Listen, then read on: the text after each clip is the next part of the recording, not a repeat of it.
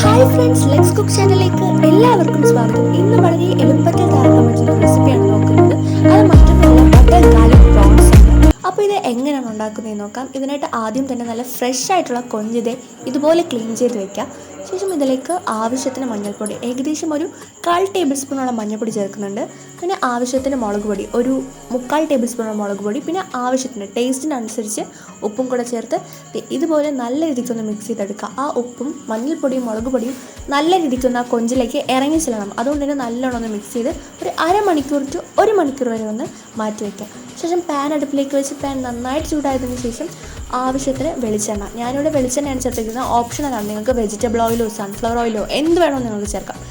എന്നിട്ട് ഇതിലേക്ക് ഒരു 1.25 ടേബിൾ സ്പൂണോളം ബട്ടർ കൂടി ചേർക്കുന്നുണ്ട്. ബട്ടർ ഇതുപോലെ ചേർത്ത് നല്ലോണം മെൽറ്റാക്കി എടുക്കാം. ഇവിടെ പ്രത്യേകിച്ച് ശ്രദ്ധിക്കേണ്ട ഒരു കാര്യം എന്തെന്നാൽ ലോ ഫ്ലെയിമിൽ തന്നെ ഇടാനായിട്ട് മറക്കരുത്. കാരണം ആ ബട്ടറൊക്കെ മെൽറ്റ് ചെയ്യുമ്പോഴത്തേക്ക് ലോ ഫ്ലെയിമിൽ ഇട്ടില്ലെങ്കിൽ പെട്ടെന്ന് കരിഞ്ഞു വന്നായിരിക്കും. ശേഷം നമുക്കിവിടെ മാറിനേറ്റ് ചെയ്ത് വെച്ചിരിക്കുന്ന ഈ ഒരു പ്രോൺസിനെ നമുക്കെടുത്ത് ഈ ഒരു ഓയിലും ബട്ടറും ചേർത്ത് വെച്ചിരിക്കുന്ന ഔട്ടിലേക്ക് ഇട്ട് കൊടുക്കും.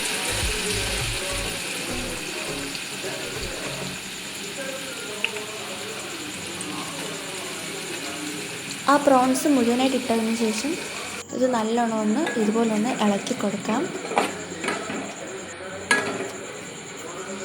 ഇതുപോലെ നല്ലോണം ഒന്ന് മിക്സ് ചെയ്തെടുക്കുക. ഇതിപ്പോൾ ലോ ഫ്ലെയിമിലാണ് ഇട്ടിരിക്കുന്നത്.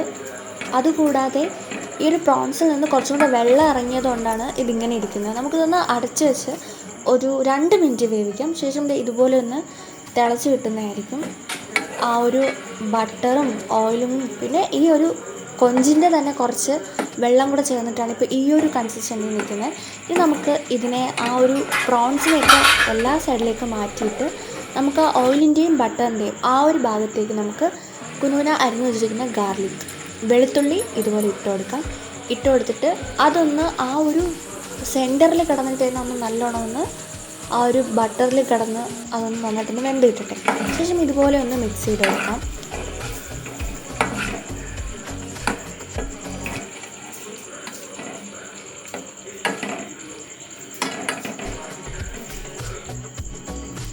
നന്നായിട്ട് മിക്സ് ചെയ്തതിന് ശേഷം തുറന്ന് തന്നെ വെച്ച് ഇതുപോലെ ഒന്ന് വേവിക്കുക. അപ്പോഴത്തേക്ക് ആ ഒരു ബട്ടറും ഓയിലിൻ്റെ ഇതൊക്കെ ഒന്ന് നന്നായിട്ട് പുറത്ത് വരുന്നതായിരിക്കും. എന്നിട്ട് നമുക്കിതിലേക്ക് ചില്ലി ഫ്ലേക്സ് ഇട്ട് കൊടുക്കാം. ചില്ലി ഫ്ലേക്സ് കൂടെ ഇട്ട് കൊടുത്തിട്ട് നല്ലോണം ഒന്ന് മിക്സ് ചെയ്തെടുക്കാം. ഇതിൽ പ്രത്യേകിച്ച് വേറെ ഒന്നും ചേർക്കേണ്ട ആവശ്യമില്ല. എരിവിനായിട്ട് നമ്മൾ ആദ്യം ചേർത്ത ആ ഒരു മുളക് പൊടിയും ഇപ്പോഴത്തെ ഈ ചില്ലി ഫ്ലേക്സും ഇത് തന്നെ ധാരാളമാണ്. ഇതിന് ശേഷം നമുക്ക് ഒരു ക്യൂബ് ബട്ടർ കൂടെ ഇട്ട് കൊടുക്കാം. അത് താനെ മെൽറ്റ് ആയിക്കോളും. ശേഷം നമുക്കിതിലേക്ക് ഗാർണിഷ് ചെയ്യാനായിട്ട് കൊറിയാണ്ടർ ലീഫോ പാസ്ലിയോ എന്ത് വേണം നിങ്ങൾക്ക് യൂസ് ചെയ്യാം. എന്നിട്ട് ഇതുപോലെ ഒന്ന് ഗാർണിഷ് ചെയ്തിട്ട് നന്നായിട്ടൊന്ന് മിക്സ് ചെയ്ത് കൊടുക്കാം.